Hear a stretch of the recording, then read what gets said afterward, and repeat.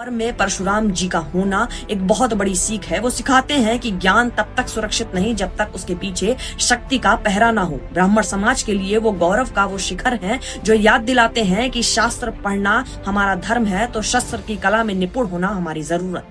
परशुराम कोई बीता हुआ कल नहीं है, वो हर उस इंसान के भीतर की आवाज है जो अन्याय देखकर चुप नहीं बैठता।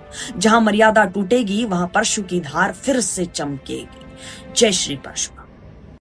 परशुराम ये नाम सुनते ही जहन में क्या आता है? एक हाथ में फरसा, चेहरे पर प्रचंड तेज और वो क्रोध जिससे धरती कांपती थी। लेकिन परशुराम केवल क्रोध की गाथा नहीं, वो संगम है। एक तरफ ऋषियों के कठोर तप का और दूसरी तरफ योद्धाओं के अदम्य साहस का।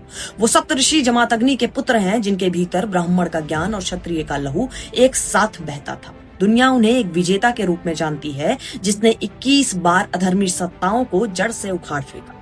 पर क्या आप जानते हैं, उन्होंने हर बार जीती हुई भूमि को दान कर दिया और खुद एक सन्यासी।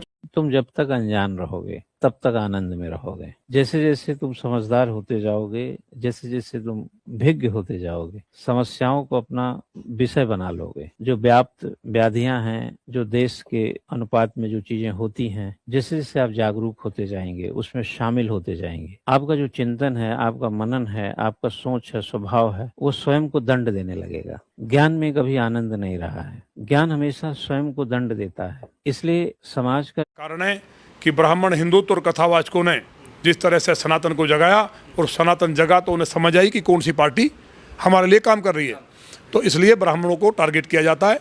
इसी तरह से ब्राह्मण भी हिंदुत्व की पताका है, उनकी ध्वजा है, और भगवा अगर लहराज भारतीय जनता पार्टी का परचम जो सभी राज्यों में, उसका सबसे बड़ा कारण है कि ब्राह्मण हिंदुत्व और कथावाचकों ने जिस उस राजकुमार भाटी को आप मुख्य अतिथि बना के लेके आ रहे, जिसने 10 दिन पहले उस समाज को, जो नेता उस समाज का सम्मान करता था, उस नेता की पुण्यतिथि में दूसरे समाज को भी गाली दिलवाने का काम कर रहे। ऐसे दुष्ट को बुलाना ही नहीं चाहिए था। किसकी पुण्यतिथि थी? चौधरी महेंद्र सिंह टिकैत की।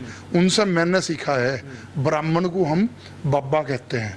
अगर उनका 10 साल का बच्चा भी है तो उसे हम अपनी खाट पे सिरहाने पे बैठाते हैं। अगर ब्राह्मण के घर में कोई नवी नवेली दुल्हन है और वो हमारे से छोटी है तो भी हम उसे दादी कह के संबोधित करते हैं और उसके पैर छूते हैं और उससे आशीर्वाद लेते हैं। ब्राह्मण इतना श्रेष्ठ है। और जो आदमी समाज में ब्राह्मण के सम्मान को बढ़ाने का काम करा, जिस आदमी ने ब्राह्मण को हमेशा बड़ी बड़ी पंचायतों में सम्मानित करने का काम करा, जिसने ब्राह्मण को सर्वोच्च मानना, उस नेता की पुण्यतिथि में उस राजकुमार भाटी को आप मुख्य अतिथि बना के लेके आ रहे, जिसने 10 दिन पहले उस